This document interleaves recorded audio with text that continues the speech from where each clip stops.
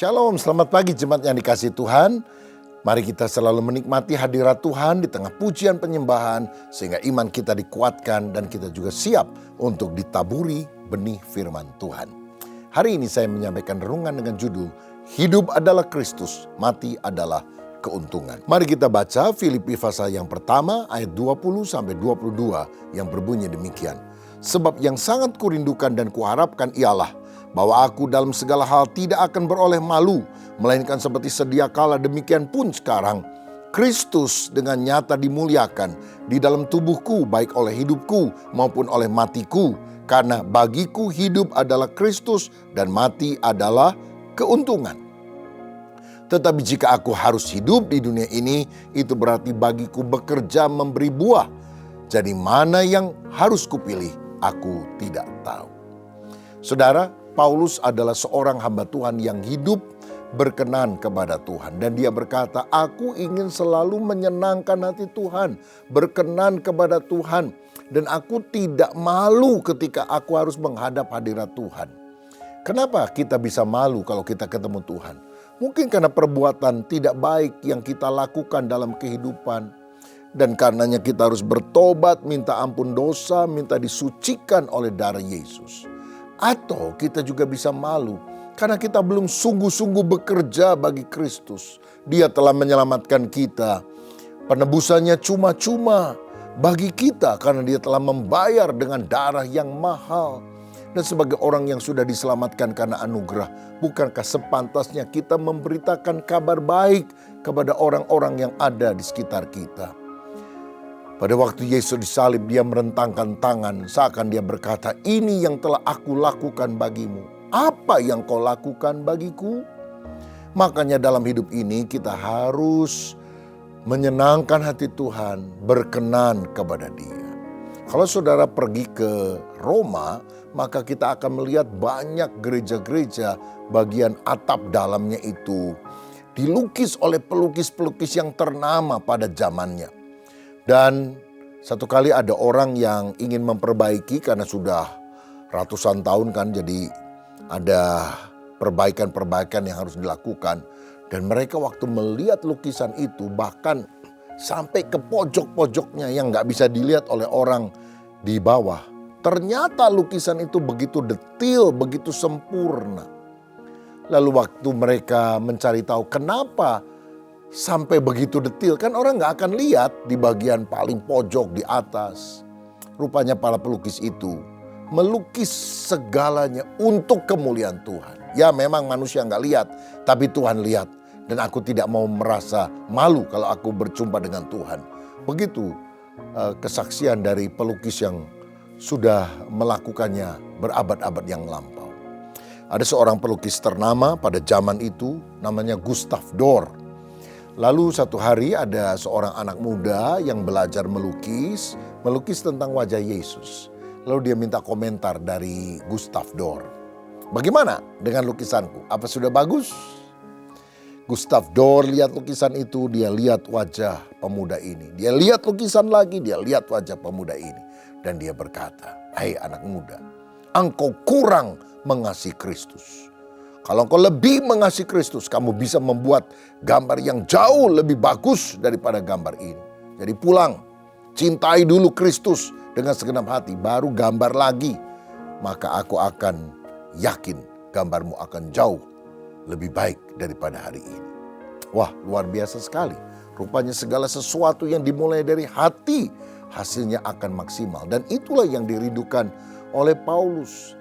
Apapun yang terjadi, baik dengan hidupku maupun matiku, aku ingin menyukakan hati Tuhan. Kristus harus dimuliakan dengan segenap keberadaanku. Lalu dia mengucapkan sebuah kalimat yang terkenal ini. Bagiku hidup adalah Kristus dan mati adalah keuntungan. Loh, mati itu kan rugi, saudara. Kalau orang mati kan ditangisi oleh keluarga. Mati dianggap sebagai akhir dari segala-galanya. Tetapi bagi orang yang percaya Yesus, mati adalah keuntungan. Kenapa? Karena mati adalah jalan masuk untuk kita bisa berjumpa dengan Tuhan Yesus Kristus di dalam kekekalan. Karena di dalam 2 Korintus pasal yang ke-5 ayat yang ke-8, firman Tuhan berkata demikian. Tetapi hati kami tabah dan terlebih suka kami beralih dari tubuh ini untuk menetap pada Tuhan. Artinya orang yang mati dalam Kristus pindah alamat. Dia akan tinggal bersama dengan Yesus sampai selamanya. Artinya ada kepastian keselamatan yang kekal ketika kita beriman kepada Kristus. Bukan karena kita mengandalkan amal, perbuatan baik kita, tetapi keselamatan adalah pemberian Tuhan, free gift, kasih karunia, anugerah kepada orang yang tidak layak seperti saya dan saudara. Tetapi karena Yesus telah mati di kayu salib untuk menebus dosa kita, dan ketika kita percaya kepadanya, kita tidak binasa, melainkan beroleh hidup yang kekal. Makanya konglomerat kalau mati di luar Kristus, rugi, masuk neraka saudara. Walaupun saudara hidup sederhana, dan engkau meninggal, dan pada waktu meninggal pun tidak banyak orang melayat, nggak jadi masalah. Kuburmu juga tidak sehebat kuburan orang-orang kaya, cuma satu petak kecil. Nggak masalah, karena mati di dalam Kristus adalah keuntungan. Kita berjumpa dengan Kristus dan mengalami keselamatan kekal sampai selama-lamanya. Haleluya. Lalu kalau kita hidup bagaimana? Bagiku hidup adalah Kristus dan mati adalah keuntungan. Nah, kalau kita masih hidup di dunia, kita harus hidup bagi Kristus, melayani dan memuliakan Kristus. Bagiku hidup adalah bekerja dan memberi buah. Kalau Tuhan masih memberikan nafas kepada kita, selain kita bekerja untuk kebutuhan sehari-hari, kita juga harus bekerja bagi Tuhan. Bekerjalah untuk perkara yang kekal, bukan hanya perkara yang fana. Dan dalam pelayanan pekerjaan Tuhan itu kita ingin bukan hanya sekedar aktivitas, tapi memberi buah. Ibaratnya sebuah pohon yang Tuhan cari itu bukan cuma daun-daun saja, tapi buahnya. Banyak orang kelihatannya aktif pelayanan dan sebagainya, tapi tidak ada buah yang bertahan sampai tetap. Buah roh, karakter yang baik, buah pelayanan, yaitu orang-orang yang kita menangkan jadi murid Kristus karena penginjilan kita. Buah Injil, kesaksian kita menyebabkan Injil didengar oleh banyak orang. Dan buah-buah kehidupan yang lain. Saudara, jadi bagi Paulus mati secara pribadi lebih menguntungkan. Karena dia akan ketemu dengan Tuhan. Daripada hidup di dunia, dia banyak menderita loh saudara. Karena pemberitaan Injil kan berkali-kali di penjara, kelaparan, dianiaya, dipukulin orang. Kan lebih enak tinggal dalam kerajaan sorga. Mati bagi orang percaya cuma ciluk tutup mata di bumi, buka mata di sorga. Tapi bagi gereja Tuhan, bagi pelayanan, bagi dunia yang ada, hidup Paulus masih lebih diperlukan daripada kalau dia pulang ke sorga. Jadi dia bilang terserah Tuhan lah. Dengan pemenjaraanku ini apakah nanti aku dibebaskan ataukah nanti aku akan dihukum mati. Dan kita tahu dalam sejarah Paulus akhirnya dihukum pancung atas perintah dari Kaisar Nero, saudara. Tapi dia bilang terserah Tuhan. Kalau aku harus hidup, aku masih bisa melayani, bekerja untuk kemuliaan nama Tuhan. Tapi kalau Tuhan suruh aku balik ke rumah Bapa, ya udah, aku siap.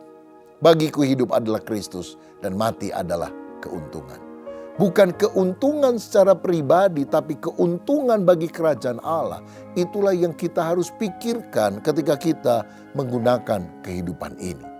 Nah, saudara-saudara, dari sini kita juga lihat, kalau kita rajin melayani, ada tugas yang kita harus selesaikan. Tuhan masih akan kasih umur panjang kepada kita. Karena masih ada tugas-tugas yang belum selesai yang kita harus tuntaskan. Seperti Yesus ketika disalib dia berkata, sudah selesai. Karena apa? Seluruh rancangan Allah yang harus dia kerjakan, dituntaskan. Tapi kalau saudara masih banyak tugas yang saudara harus layani, maka saudara akan diberi umur dan kekuatan untuk menuntaskannya.